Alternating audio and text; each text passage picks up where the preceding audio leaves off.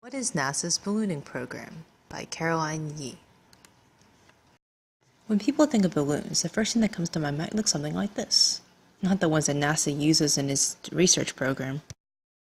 Before we get into the details, let's backtrack. Why should we even care about exploring space? After all, we're living on Earth.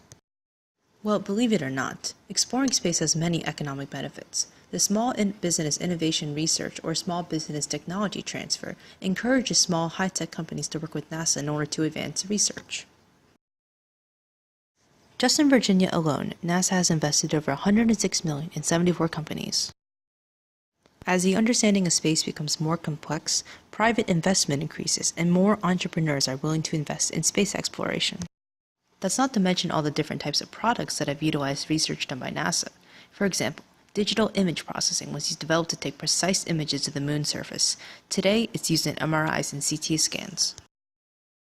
Have a cell phone? In the 60s, AT&T and RCA partnered with NASA to build satellites in Earth's orbit. GPS, TV, cable, radio stations, and mobile phones are a direct result of this partnership. NASA also developed polyurethane silicon plastic to reduce the impact when spacecraft landed. Now, this material is used in mattresses, automobiles, airplanes, and helmets. NASA also carries future benefits. It's currently investigating new materials, processes, and designs that will allow astronauts to fly deeper into space and into more hostile environments. Thus, they seek to develop more reliable systems, autonomous operations, and miniaturization of components. The solutions offered by missions will benefit citizens on Earth.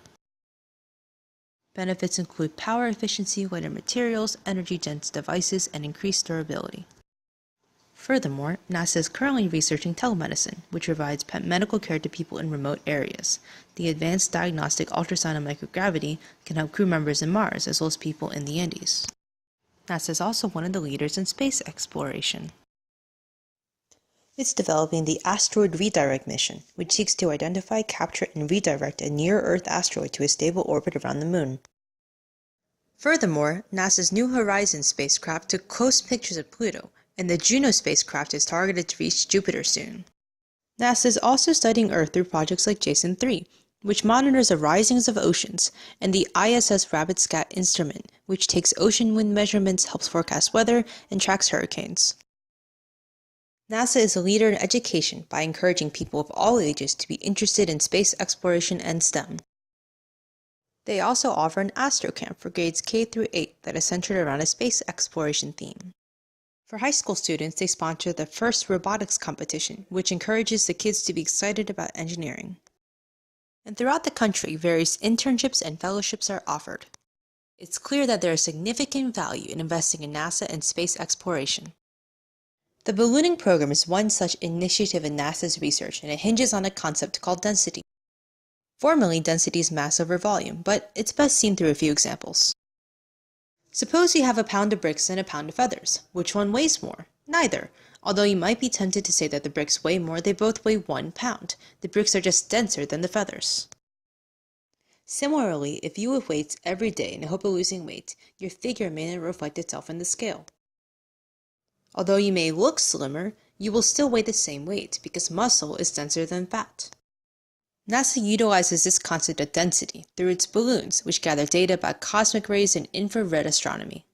They are filled with helium, a fluid that is less dense than air. Helium wants to rise above the air, just as this plastic container floats on the surface of the water. Helium allows the balloon, despite its weight, to overcome its inertia and also provides enough lift to rise in the atmosphere and become buoyant. Initially, the balloon will ascend very quickly. However, as the density equilibrates, the acceleration will decrease until the balloon pops. When the helium's lift is equal to the weight of the balloon, it ceases to rise and remains in equilibrium, much like how the container remains in the middle of the jar of water.